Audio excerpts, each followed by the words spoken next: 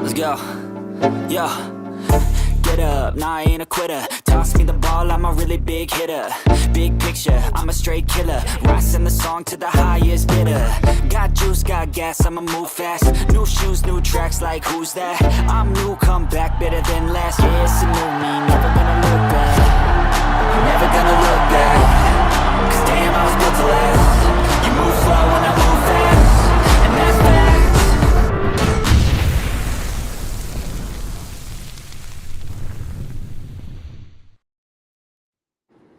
What's up, everybody? Saturday afternoon, and we are left the Waffle House, headed back to the Shy from Texas. We're excited. You're excited about day 4 training camp. I got my guy Jake. He's with me riding shoddy, and yeah, man. We just listened to some of the updates from day 4 training camp, and we're excited. We just finished day 3 a couple hours ago, so let's kick things off. Jake, what's the first thing that stood out to you in camp? A little bit disappointing, but then there was some good towards the end. What did you get? Pretty much the main thing I got was a huge step from Caleb. You know, you love to see your captain, and he had a few cuts, but it looks like he's getting together. Yeah, I like the intensity also that providing, I think, from the Detroit acumen. I mean, we all, Detroit and Pittsburgh, and I think New England also, they all go live day 1 training camp. They get really, lots of physicality. The one thing I will say is this: I'm always worried about and hoping that nothing happens during training camp. I don't want to see, any ACL tears, any like pectoral tears or anything crazy like that, Jake, because injuries play a key in the off season, because we want these guys healthy and to be ready. So did you hear anything about injuries, any concerns? A couple concerns. We had sorry, I can't find it here. Karan, right? Karan? Doug Kramer, Yeah, and Karan both went off the field today with I believe leg injuries. Just taking, probably muscles tensing up. They're getting used to running on the field. Could be a little turf problems. Just a little growing pains, I think. I honestly think hopefully it's not anything serious. Hopefully it's just their muscles are getting working again since last year, and they're just getting into the gist of things.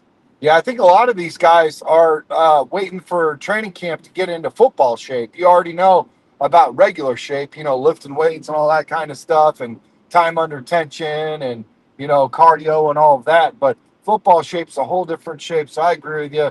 Hopefully Sure. that all this is just, like you said, growing pains, and they're going to be all right and just shake it out and whatever. Because what I'm seeing and what I'm hearing, and correct me if I'm wrong, but there's a very healthy competition between Karan Amagaji and Ozzy right now.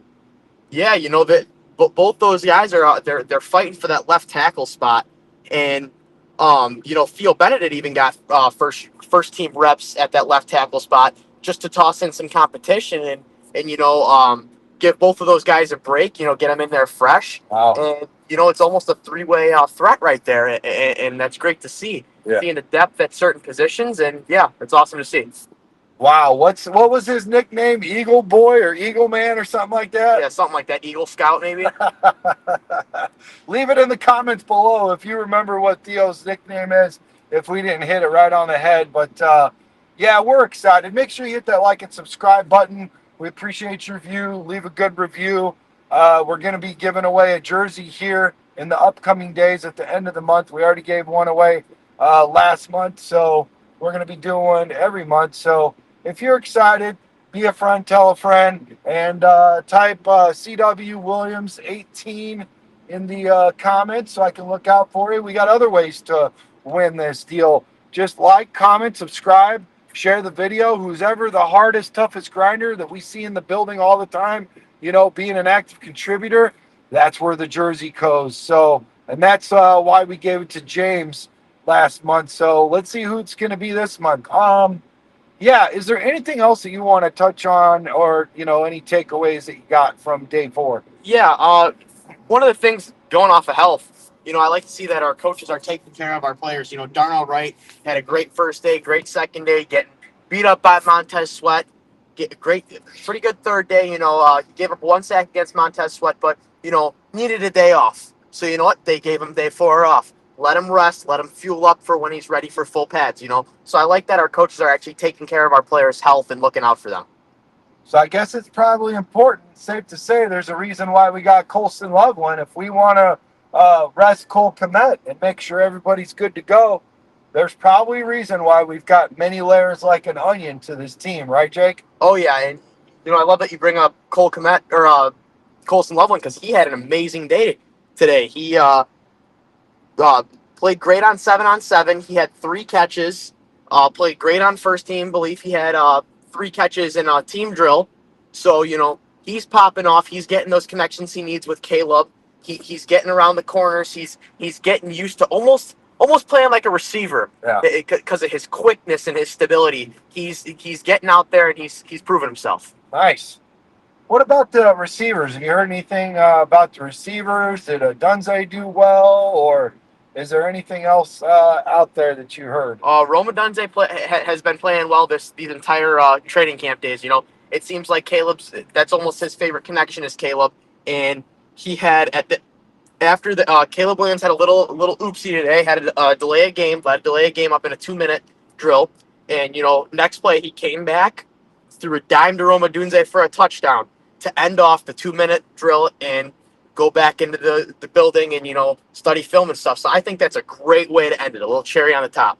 Yeah, and I like that they understand and Ben understands and knows that Caleb and everybody else is imperfect. And that's why he pulled the whole entire first string off the field when they make a mistake, But here's the deal.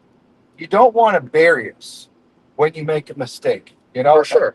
And they're working on the simple nuances of, get it to your check down, throw to your running back, throw to your tight end, throw to your H-back, throw to, your first read, whatever, or throw it out of bounds. Definitely tuck it, throw out of bounds, and don't, damage control at that point. Do not put us in a bad situation, throw an interception, and cause more harm than good. And, just take the L and live to fight another play. And I think that is kind of what you saw here in training camp day 4, where, hey, you know what? We've got the delay of game, but, that didn't define who he was. He picked up the pieces and he threw a dot in the end zone to Rome Odunze, got the touchdown. And, that's what good football teams do. For sure. I like going off of that because, everyone says take 1 step back, 2 steps forward. You make a mistake, you learn from that mistake, and you perfect that mistake, and you go off of that. That was one of the things Ben Johnson came out and said, that he wants Caleb to learn how to avoid disaster, learn how to just eat the play and throw the ball away if it's needed. Trust in your defense and trust in your play style. Don't make the little mistakes that need to be cleaned up. Those are the rookie mistakes that need to be gone, and Ben Johnson's working on getting rid of that. Yeah, he sure is. And it almost seems, Jake, by what you're saying and what I've been hearing, that, they started out like Vince Lombardi did every season. He would always walk into the locker room with all the grades and all the eights. He'd hold the football up and he'd start off the season by saying, "This is a football." I feel like Ben Johnson already did that, and now he's taking it to the next level. And it seems like we're right where we need to be. And these guys are going to, how you doing? Keep it moving and just keep learning and building off of that. And it's good that everybody is willing to, accept and grow and buy into what Ben and, the staff is doing, For sure. And one thing I really like to hear is Caleb Williams never really had a coach to go off of and learn off of and lean on in the NFL. And, you saw last year he wasn't able to watch film with a coach, and he had to take things into his own hands. And Ben went out and said that he stayed with Caleb and went over drills with him. And, Caleb had some great drill time, working on different things, different different attributes to acquire, and he played great with the drills and was able to go to Ben Johnson if he needed help and questions. I love that. I love that. Such a good thing to do. I think we have a video. Let me see here. Is that? Let me see. We're not worthy. We're not worthy. No, that's not it. But, I feel that way with this coaching staff. I feel that way with Antoine Randall. That's why I got his picture up, because that's what we were going to talk about next. But let me see what else we got in the building as far as.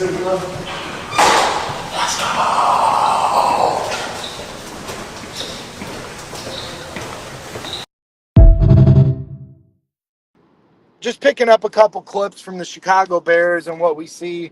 We're excited about all the stuff coming out. There was a clip about, Antoine Randall. I'm sure you guys all saw it, about, getting that toss to Odunze and, oh no, it was DJ Moore. And then he got up off the ground and he ran down the field. And here comes sprinting out Antoine Randall, man. Walk me through what it's like for you, Jake, when you played football.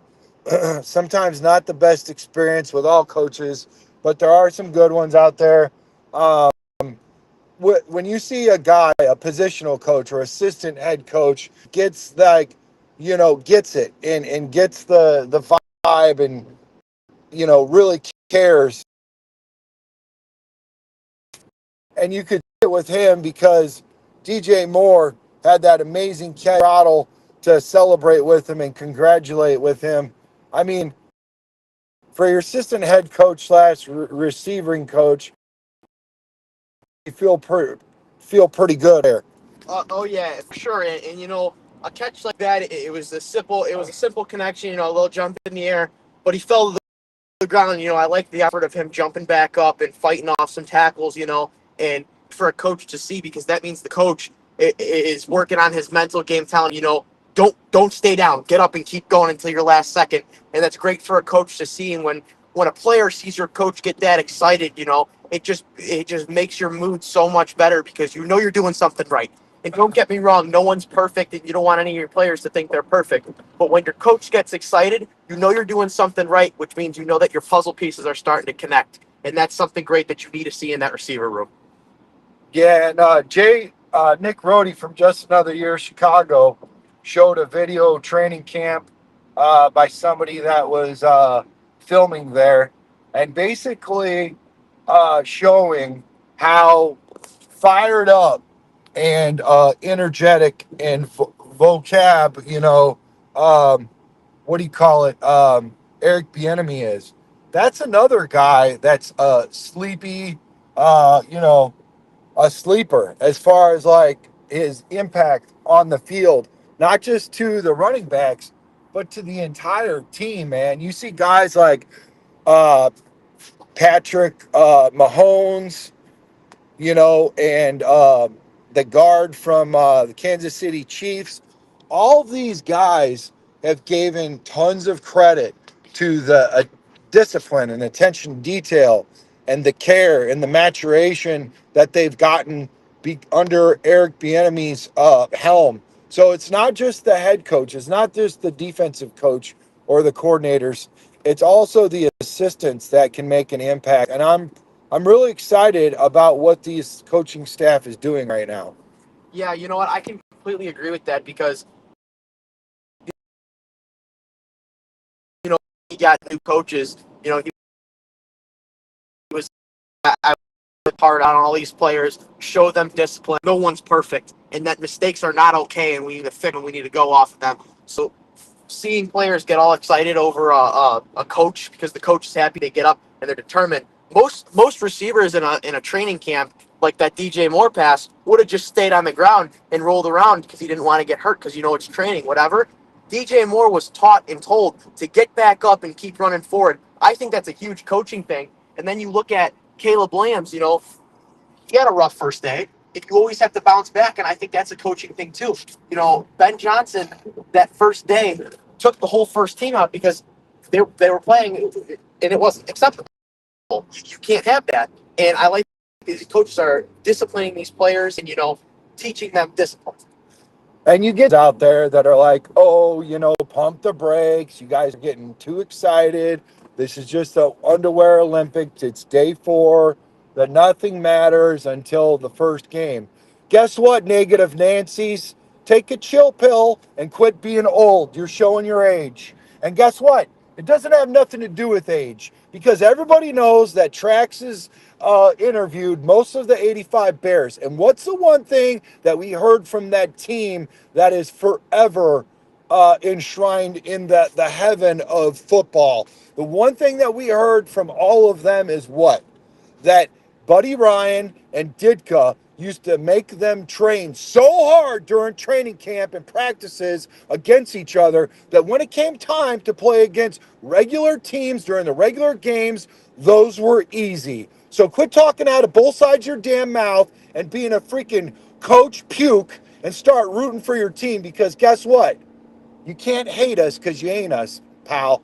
And guess what? You look like an anus when all of a sudden they're winning 1, 2, 3, 4, 5 games, and now you're busting out the Chicago Bear hat in a jersey, being like, "I was a Chicago Bear fan for 85 years, and I'm third generation Chicago Bear." Start acting like it now, Pally Wally. Okay?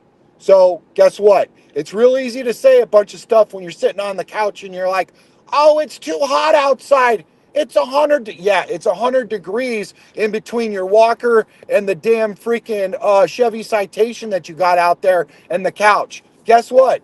These boys got out there and they played football this morning. What have you done? Eat your oatmeal and slob all over yourself and freaking take your nitroglycerin tablets? Come on, buddy. Come on. Let's get right. Quit getting left. All right, my rant's over, Jake. I'm sorry, man. It just fires me up because you see some people in the chats and the comments, and I'm like, bro, is this a Packer freaking show or is this a Chicago Bears show, man? It's the guys that are saying that are the guys that don't know much about football, and all they're doing is they're going on Google what's happening with the Bears, and then they'll see, oh, Caleb Williams had a rough first day. They're gonna tear it down. They're gonna tear it down. They're gonna be like, oh, Caleb Williams not who he was supposed to be. Bears are gonna lose another franchise quarterback. Blah blah blah. They don't look into detail. Caleb Williams, sure, yes, he had a rough first day, but you know what? He learned from it. You need mistakes to make you better. If you're perfect to start, you're going to make the bad decisions in game. You'd rather him learn from his mistakes now, make mistakes in game. I tell you what, if he looked perfect from the start, I'd be really worried about our defense. But guess what? The defense has had more attention to detail and more repetitions leading to retention because they've had more time with each other. There's so many moving parts on the team right now. So many guys that are coming in and out of that team and all the coaches and everything. And no, I'm not freaking making excuses. It is what it is, okay? And that's what happens. So take a pill, Jack. I'm telling you right now, it's going to take a little bit of time. And guess what? In the NFL, it's really hard to score a freaking touchdown, okay? And if you're saying that it isn't, tell me the last time that you scored an NFL touchdown. And I'm not talking about Polk High freaking shoe salesman Al Bundy, okay? I'm talking about a bona fide NFL touchdown.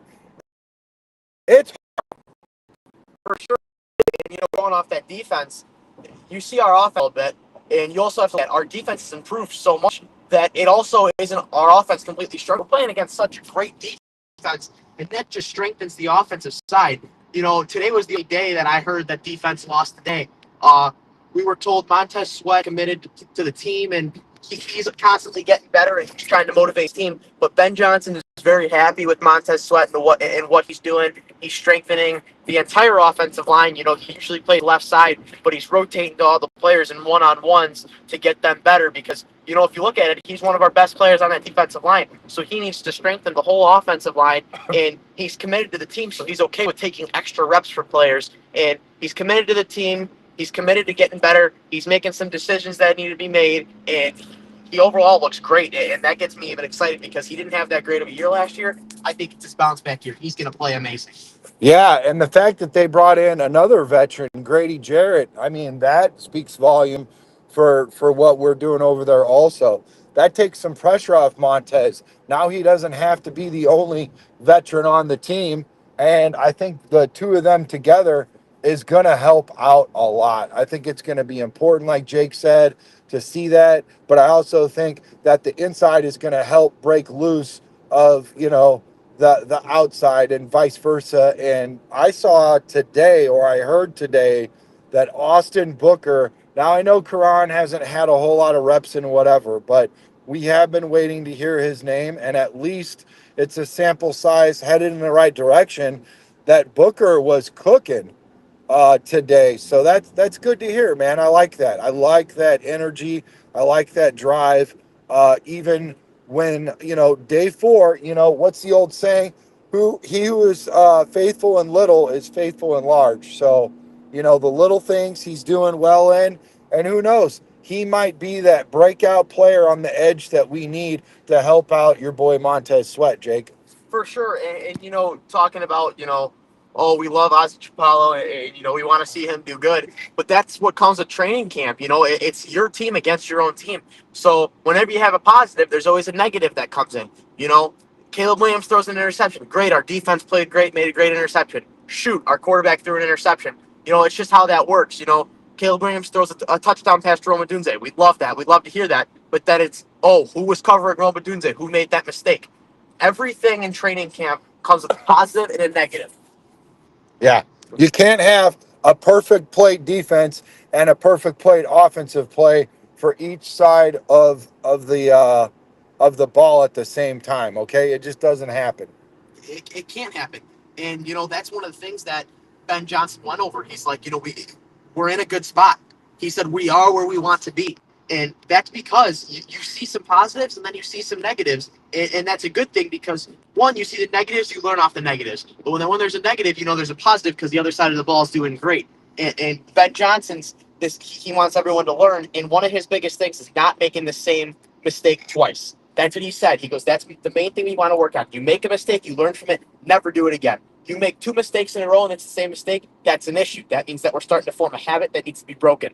So I love that Ben Johnson's going out there saying that we can't make the same mistake twice.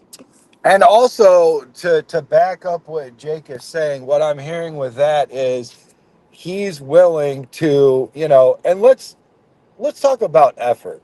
Shout out to the guy that wants to make the donuts, but shout out to the guy that turns on the lights and gets the guy going that makes the donuts. That's what Ben Johnson is. He's there at 5 o'clock in the morning, which means he's probably waking up at 3, taking a shower, getting his coffee, his juice, whatever, getting out the door, getting out there at 5, getting ready. And, he's leading by example, man. And I like that he's doing that. And here's the deal.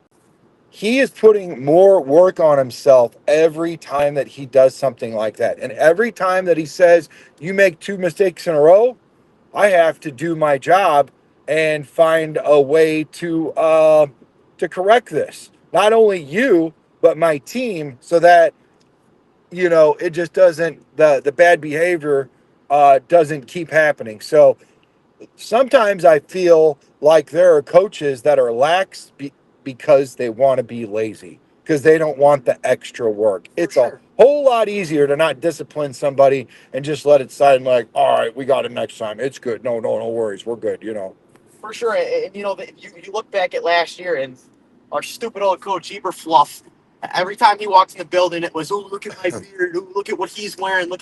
That stuff doesn't matter. I don't care if you're walking in with a rainbow T-shirt, nails painted, whatever you got on. If you're doing your job right, who cares? That stuff doesn't matter. What matters is getting up at 5 in the morning, fixing everything, making the team look perfect as possible, fixing those small mistakes. And who are the players going to look up to?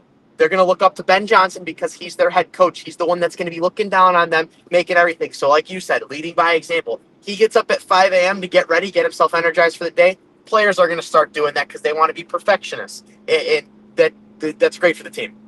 And you look at it and you're like, damn, old man, you're going to beat me every day? No. I got this. I'm going to beat you. And that's where Jake's talking about, where, it builds character, and, that's where other people are going to start coming in and doing all that. Listen, Peyton Manning used to do that all the time with Jeff Saturday. He used to do that with Marvin Harrison, Edge, all those guys. They would come in and they would get, 2, 3, 4 hours before practice, before the game even started. I mean, they really worked on it, all the time, man. Attention to detail, attention to detail. And that's what Ben Johnson, that's the culture that he's instilling. Yep. And one thing I want to cover that we haven't covered yet, Luther Burden. Yeah. We talked about it earlier in the podcast this morning. He's still not in there, and he has no practice today, but we were told he's hopefully back in time for full pads, which that's still missing valuable reps, and he's going to be a little shaky. Luther Burden, he's going to be a little bit behind, but the team needs him out sooner or later because the more reps he loses, the farther back he's behind. So they're really pushing for him to be there for pads. And I do like, though, that even though he's not there, he's mentally there. He knows all of his plays. He's studying that playbook. He's getting to know his teammates, getting to know Caleb. And that's honestly all he can do right now because he's not cleared to play. And I feel like he would be a guy that even if he can't play, he's in other players' ears and trying to help them out, along the way if he's, in that area, in the building, on the grass, he's not just thinking about himself, thinking about the plays and learning all this and that. I think he's like really engaged with his team also. You know what I mean? For sure. And going off of the being in your teammates' ears, Jalen Johnson, he's out, scheduled to miss a couple games. And, first day, you hear Jalen Johnson was getting in Caleb's head. Everyone sees that as, oh, that's a bad teammate. No, if you look at that in the right way, that's a great thing. Because when you're playing another team, especially in the NFC North, there's going to be chirping. Nothing's going to be fully friendly. Everyone's going to be chirping here and there. So I love that Jalen Johnson's getting in Caleb's ear like, haha, you threw an interception, do better, this and that. And then not only that, Jalen Johnson even tried to coach Caleb a little bit on how the corners play and telling him, hey, you're throwing this ball here. Our corners are played to drop there. You can't be doing that stuff. So I love the fact that a guy like Jalen Johnson, top 5 corner in the league, and he's coaching even a quarterback. Yeah. He's not only coaching his corners, he's coaching his quarterback, and that's very valuable. And what you're hearing about that is that the blinders aren't on. You're not just a thoroughbred horse, and all you do is you race, you run your race, and you're not worried about anyone around you. And he's making other people better, and that's when you've got something that you're building something special. And that is something that was not instilled or you could even hear or see last year. So if you cannot get behind this, if you cannot see this, you'll probably never see it because it's hard to miss, folks. It's hard to miss. For sure, it is hard to miss. And the thing that really it gets through my head, and I love it, is Jalen Johnson is a top 5 player. Personally, I think he's a top 2, maybe even 1 in the league. That's my personal opinion. But Jalen Johnson, when you're a top player like that in the league, those guys are like, you know what? I need to do better. I need to do this. I need to do that. You see Jalen Johnson, it's nothing about him is it's we. He wants his team around him to play just as good as him, so we can not only have the number 1 corner in the league, we can have the number 1 team in the league. And that's what he wants for him and his team. Jake, when I met, Mike Singletary a couple days ago with my family and friends in Texas, you were there. One thing that Mike talked about, right, was, the 85 Bears, and everybody had questions about how great he was, at Baylor and also, with the Bears. And he brought up Jimmy Mack and Jimmy Mack's leadership and being able to just, be that leader that everybody needed, and to just go ahead and tell, Ditka himself, when he didn't like the play, he had the conviction to, say, no, we're not doing that. This is what we're doing. But here's the deal.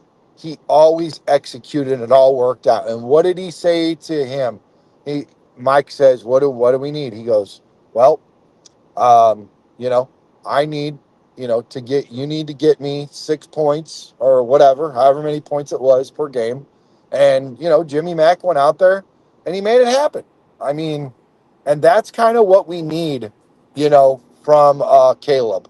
We need the defense to talk to Caleb and Caleb to talk, to the defense and say, hey, listen, this is what I need from you, buddy. And I feel like JJ's doing that right now. He's saying, listen, I need you to put up some points. I need you not put us in a bad situation. I need you to get us off the field so we can quit sucking air and we can get some points to take it, make it easier on our defense and our team as a whole. And I think like what he's doing is not only good for the offense, but it's also good for the defense too. He's really looking out for the whole team. I'm glad JJ's doing that. Yeah, and we heard it firsthand from Mike Singletary. Captain of the '85 Bears, he, hands down greatest, one of the greats for sure. And he said when he sensed his defense was falling off, losing a little bit of energy, like you said, he went to Jimmy Mack and, we need to put 6 on the board here.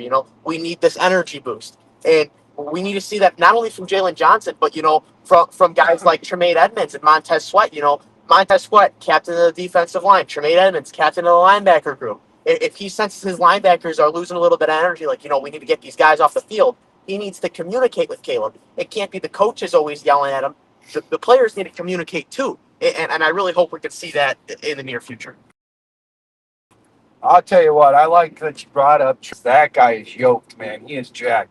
I saw him, he wasn't wearing no shoulder pads. He wasn't wearing no football clothes. He was in street clothes at the, it would have been funny if he was wearing shoulder pads and a helmet and all of that at the NASCAR, downtown street race. We were covering that. Chicago Sports Podcast was covering that. And I seen him, man. That guy, I had to look up. Trex had to look up. I'm 6'6". That man is every bit of at least 6'7". And he is yoked, man. Big calves, big shoulders. He is a strong. I think he's going to excel and do exceptional in Dennis Allen's defense. I really do, man. 100%. And, through the years, we haven't really seen a weightlifting coach come in and teach these guys. And, the Bears went out there, and I love that they did.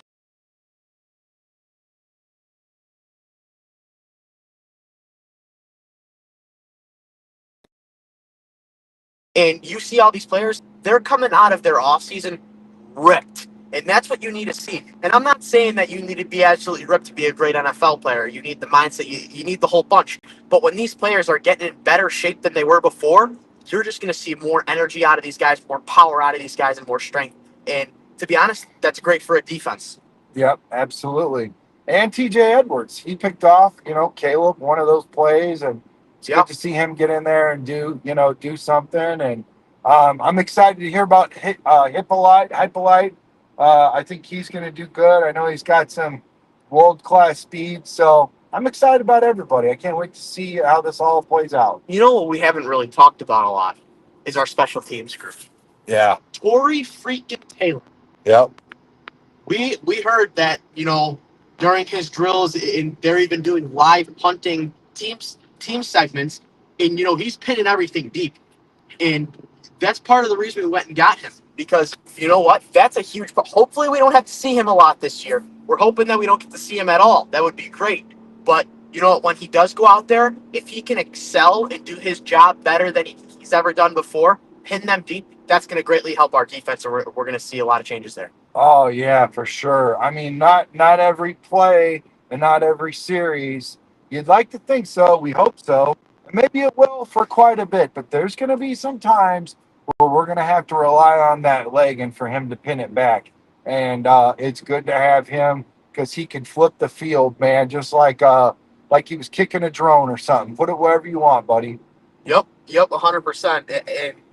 And no one really ever expresses their special teams during training camp because, it's not one of those team segments that you're going to do 10 reps of the team segment. You're not going to see that in special teams.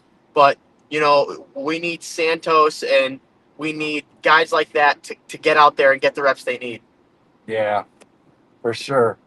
Well, I tell you what, man, we are going to keep on exploring billboards and exploring the roads and, hands on 10 and 2. We appreciate you guys. We appreciate your view. Hit that like and subscribe button. Share this video. Again, jersey giveaway, end of the month. We've got Canton Pro Football Hall of Fame coming up next week. Thursday, we got the game, the Charger game there. Interview with Jim Harbaugh. Lots of stuff going on. Lots of surprises. Lots of live content.